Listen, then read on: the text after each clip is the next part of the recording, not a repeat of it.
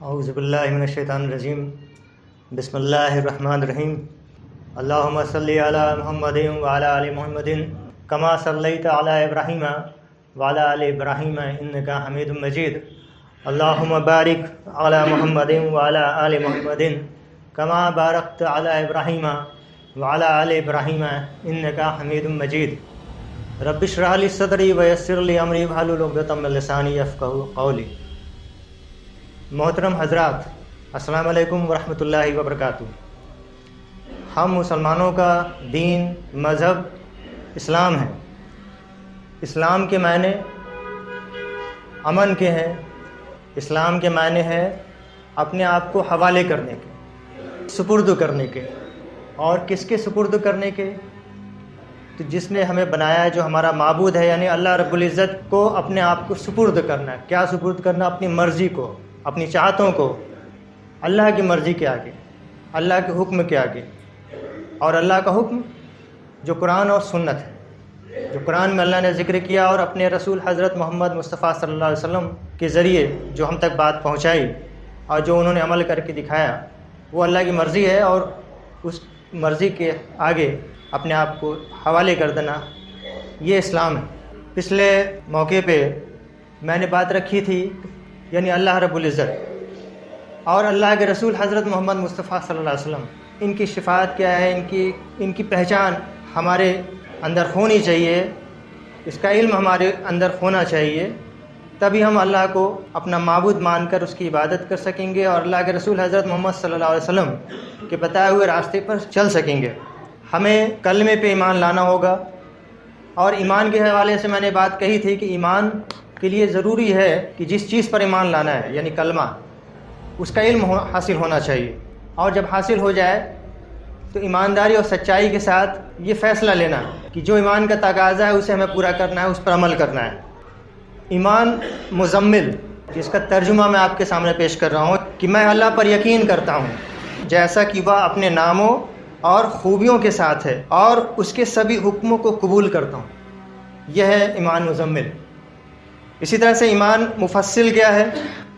ترجمہ ہے کہ میں اللہ پر، اس کے فرشتوں پر، اس کی کتابوں پر، اس کے رسولوں پر، قیامت کے دن پر، تقدیر کے اچھے اور برے ہونے پر، اور موت کے بعد پھر سے زندہ کیے جانے پر ایمان لاتا ہوں، یقین کرتا ہوں۔ یہ ایمان سے متعلق باتیں ہیں۔ اب بات آتی ہے کہ ہم اس پر ایمان لائیں، یقین کریں، تو کیسا ایمان ہونا چاہیے، کیسا یقین ہونا چاہیے؟ ایمان اور اندھ وشواس دو الگ الگ چیزیں، فرق ہیں۔ ایمان میں علم ہے، ایمان میں تحقیق ہے، دلائل ہیں، نشانیاں ہیں، اور اندھ وشواس میں یہ ساری چیزیں نہیں ہیں۔ تو ہمیں ایمان لانا ہے۔ ایمان لانے کے لیے ضروری ہے کہ ہم جس چیز پر ایمان لانا ہے اس کا علم حاصل کریں، اس کو پہچانیں، سمجھیں، اس کے بعد اس پر عمل کریں۔ قرآن مجید یہ آیتوں میں دلائل دیے گئے ہیں، نشانیاں دیے گئے ہیں، رہنمائی کی گئی ہے اللہ کی طرف سے کہ جب وہ باتیں ہمارے سامنے آتی ہیں، ہم ان کو پڑھتے ہیں، دہراتے ہیں، اس پر غور فکر کرتے ہیں، تو ہمیں وہ نشانیاں، وہ دلائل سمجھ میں آتے ہیں، جس کی بنا پر ہم یقین کرتے ہیں، ایمان لاتے ہیں۔ تو اس کے لیے ہمیں قرآن، جو اللہ رب العزت کا کلام ہے، جو اللہ نے اپنے رسول حضرت محمد مصطفیٰ صلی اللہ علیہ وسلم پر اتارا، جو کہ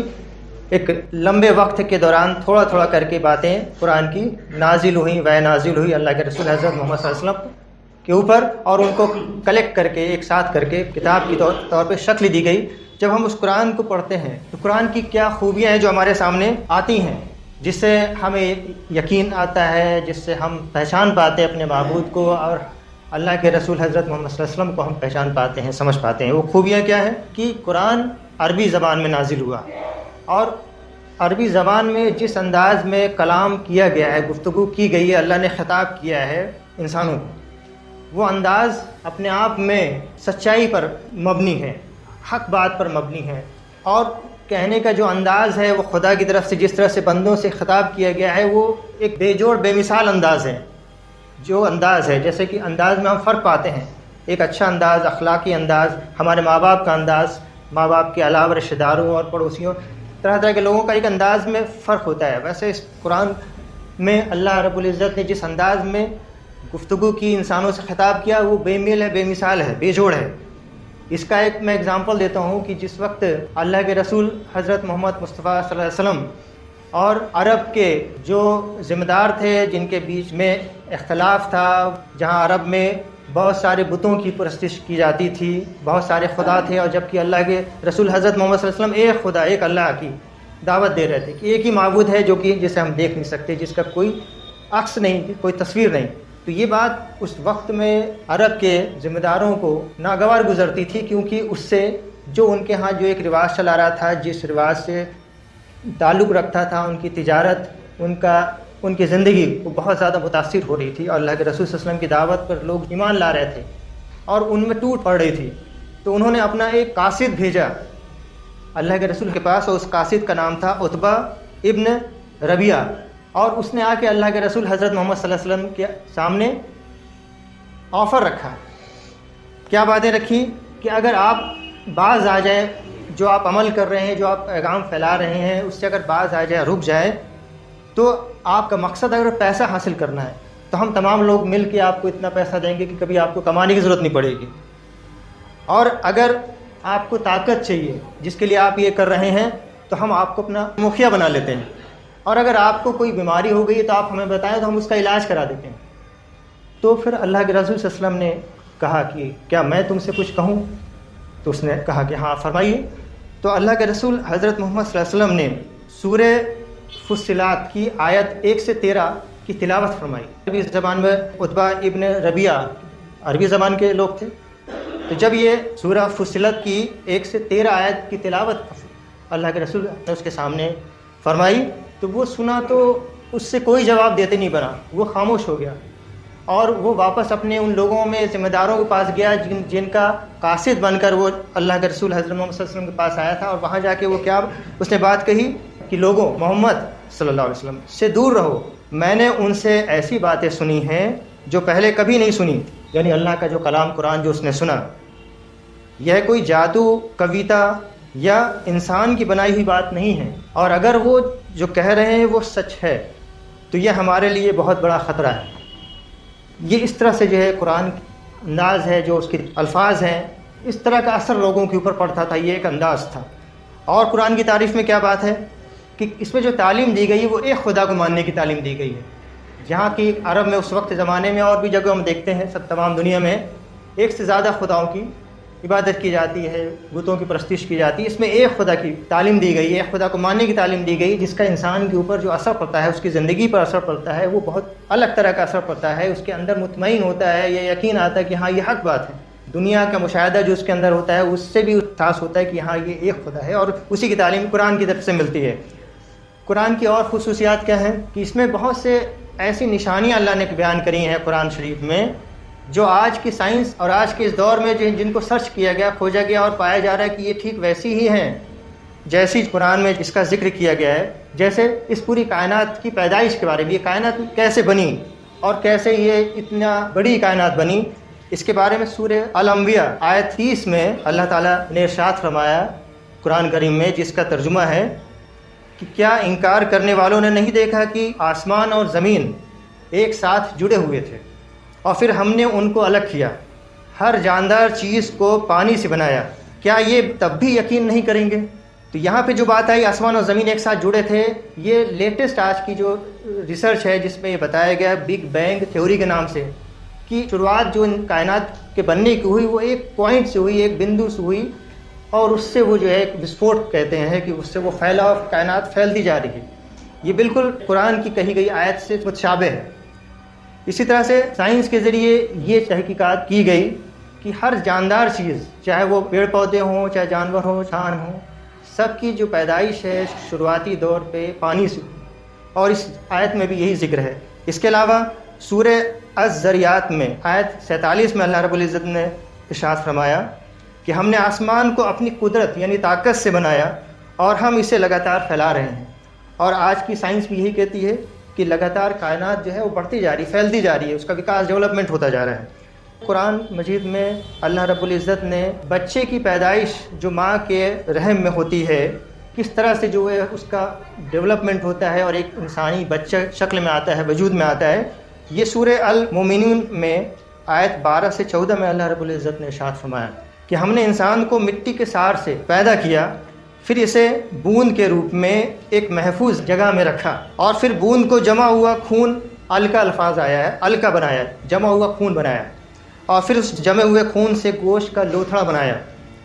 پھر اس لوتھڑے سے ہڈیاں بنائیں اور ہڈیوں پر گوشت چڑھایا،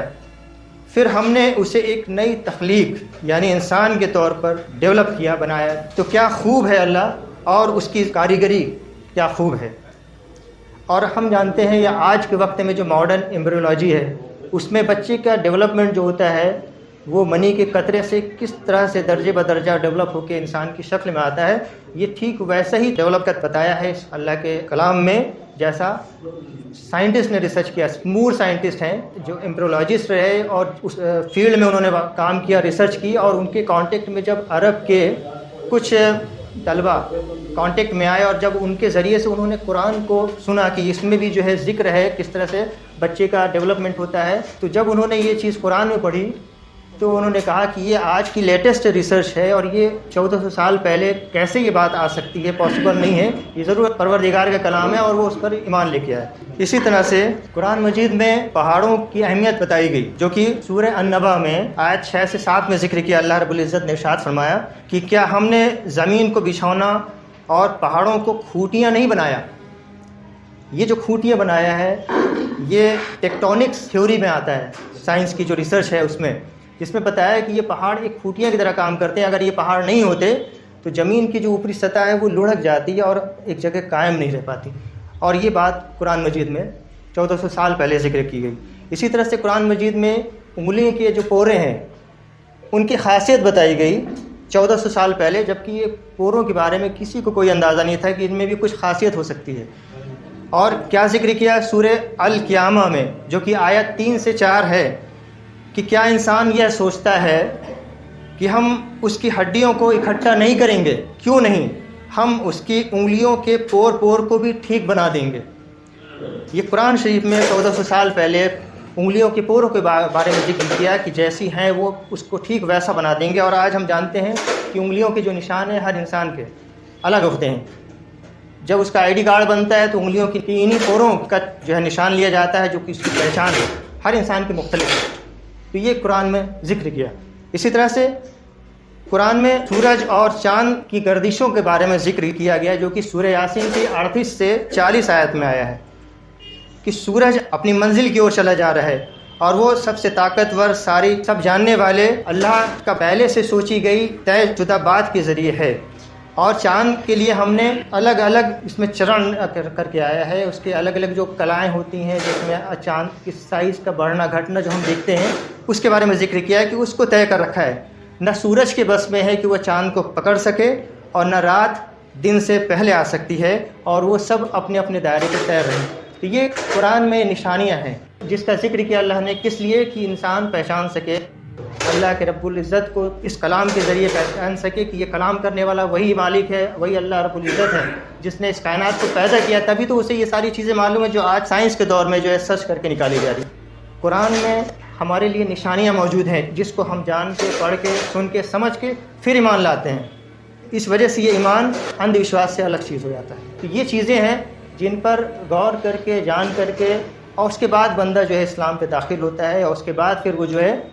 جو میں نے ایمان مزمل، ایمان مفصل پر ذکر کیا کہ آخرت پر بھی یقین کرتا ہے۔ اس کا جو مقصد ہے وہ دنیا بھر میں کامیابی نہیں ہے، وہ آخرت پر بھی نظر رکھتا ہے، اور اس کے جو معاملات ہیں، پلاننگ ہے، وہ آخرت کو لے کے ہوتی ہے۔ انشاءاللہ آگے میں اور باتیں رکھوں گا جس میں قرآن کی خصوصیات کے علاوہ اللہ کے رسول حضرت محمد صلی اللہ علیہ وسلم کے اخلاق، ان کا جو معاملہ تھا، لوگوں کے ساتھ برتاؤ تھا، اس میں کیا خوبیاں تھیں جس سے متاثر ہو کے لوگوں نے اسلام کو قبول کیا، اور اسلام کی جو معنی ہے کہ اپنے آپ کو حوالے کر دینا، اپنے مرضی کو حوالے کر دینا، اس کے لیے وہ تیار ہوئے اور اپنی مرضی کو حوالے کر کے اللہ کے رسول صلی اللہ علیہ وسلم کے ساتھی بنے، صحابہ بنے۔ تو وہ باتیں اللہ کے رسول صلی اللہ علیہ وسلم کے معاملات، وہ برتاؤ، وہ اخلاق کیا ہے، انشاءاللہ آگے میں اس کا ذکر کروں گا۔ وآخر دعوانا ان الحمد للہ رب العالمین۔